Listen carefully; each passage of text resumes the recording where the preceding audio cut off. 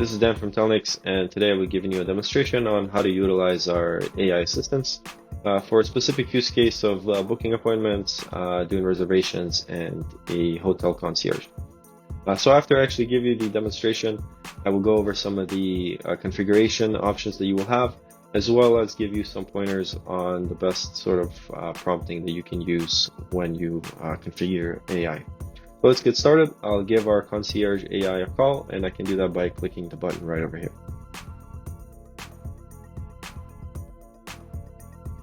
Thank you for calling Hotels Limited. I'm Erica, your scheduling assistant. How may I assist you today? Hi, Erica. I was hoping to book a table at the restaurant. I'd be happy to help you with that. Do you have a specific day and time in mind for your reservation, or would you prefer the first available option? Can you do today at 7:30?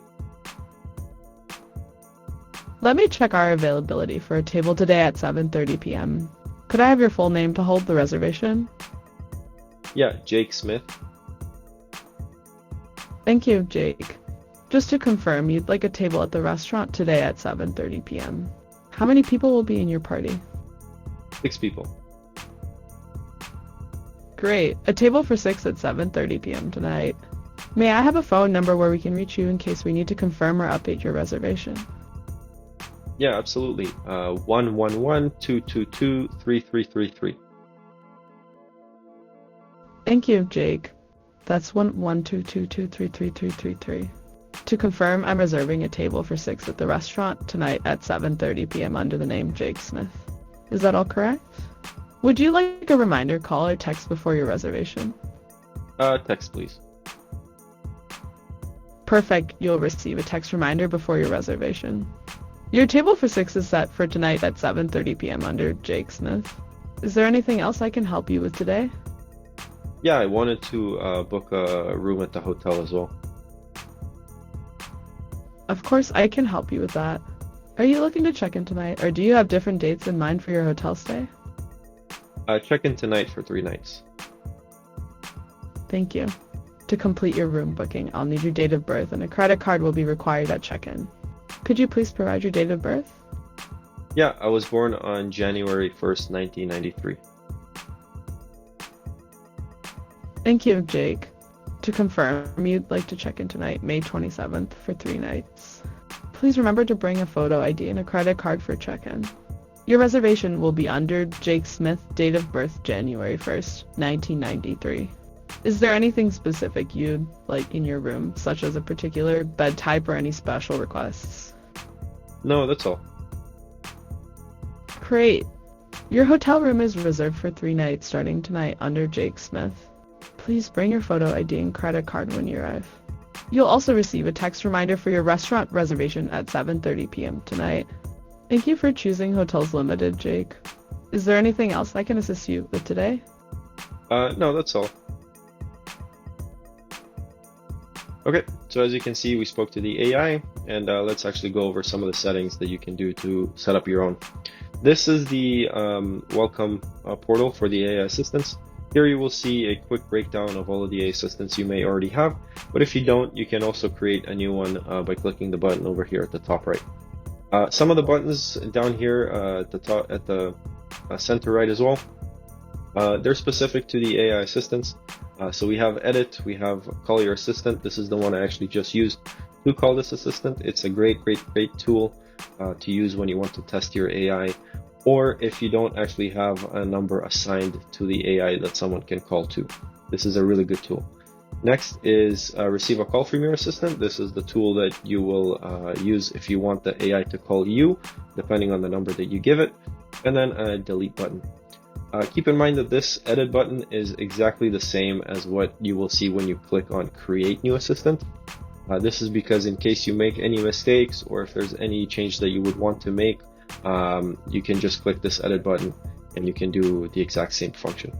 So let's click on this AI or edit. And here we'll go over some of the options. So first you want to give your AI a name, and then you would want to select the model. We have quite a few, between 35 and 40 of them. Some of them are open source, some are not. So if they're not open source, you will need to provide your own API key. And to do that, you can do that right over here. Keep in mind, if you do need to provide your own API key, don't fret. We have something called integration secrets. And under integration secrets, you input your third-party API key, and it encrypts it so nobody has any access to it apart from yourself. And then you can use it right over here if your model requires it. Under instructions is where you will actually want to give the information to your AI, how it's going to act, what this AI is, what sort of personality it has. So for example, under identity and purpose, you can give it a quick summary of what it's supposed to do and maybe give it a name if you would like. Also, you can make a parameter called personality, and under personality, you can tell it to be concise, sound friendly, be organized, etc., etc. Under speech characteristics as well, you can give it some extra sort of characteristics to use. So pronounce the name correctly, include occasional conversation elements, speak at a measured pace, so on and so forth.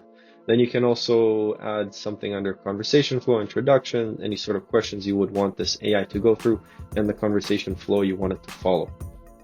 Under instructions, you will find greeting. Greeting is the first thing that the AI is going to open with. So when you assign a greeting, make sure that it's a friendly greeting. A good rule of thumb is to open with a question as well. So how may I assist you? Or depending on what sort of AI this is, the question should match what it's supposed to do. And under that, you will find something called dynamic variable webhook URL. This is where if some of our existing variables you don't find useful, or maybe you have some that you would want to create custom, you can always use that webhook URL right there. Some of the variables that we already have, if you would like to see, you can just add 2 squiggly lines and it'll list them here for you. Again, if you don't need to use any of these or you would like to make your own, you can simply do that with the dynamic variables. Under tools, this is where you can find some pre-made tools that we have for you. For example, the hang up tool. If you add that, the AI will be able to hang up, and then just make sure under instructions you tell it when it should be hanging up. Under tools, again, you can see a few of them. You can see webhook, transfer, send DTMF, check availability, book appointments. These are all pre-made. Again, if you have some sort of third-party API, or you would like to use our own API, or you would like to access some sort of third-party database, you can use the webhook tool. This is where you will input the URL and give it a name and a description, and then make sure to also let the AI know when to use that tool appropriately. Over here at the top, we have voice. Under voice, this is where you will assign the characteristics for how the AI sounds. So we have a few providers over here for you to select from, and under Telnyx, you have natural and Cocorot PTS. Under voice, this is where you can actually select the actual voice type, what it's going to sound like. So we have female and male, and then you can actually click on the play button over here to hear what it sounds like before you select that. So let's see what Abby sounds like. It was the best of times. It was the worst of times. This is the... It was the best of times. It was the worst of times. It was the best of times. It was the worst. And if there's some sort of sentence, specific sentence that you want to hear what it sounds like, you can also input custom text over here and then generate the speech, and then you know exactly what it would sound like in a specific scenario. Under transcription models, we have 2 currently. One of them is extremely fast in terms of latency, but it's English only. And then we have a second one, multilingual one. It's a little bit slower in terms of latency, but still very fast. Under knowledge base, this is where you can add some extra context to your AI. So it would have access to some sort of other information if it can't access a third party, for example. Under max number of results, this is where you can say when you assign a knowledge base, let's say it's a database, the max number of results is going to be how many it's going to list off when it actually speaks to the person who's calling. So for example, if it's a really, really big database, it's not going to continually name all of the different options or all the different values. It's just going to say a specific number of results. Under Insights, this is a good tool to use after a call is finished. This is where you're going to get some summary, for example, or a sentiment. You'll get some idea into what happened in that call, how it went, and things like that. You can also use this in combination with the dynamic variables, so you can have custom insights sent to you. If you need extra variables that the AI collected, it can send them to you after the call. Under calling, this is where you will actually set up this is where you will assign the number for this AI. This is what a user will also call. This is the actual number itself. Under messaging, it's the same thing. This is the number. This is where you assign this number, and this is where the AI will receive and send text from.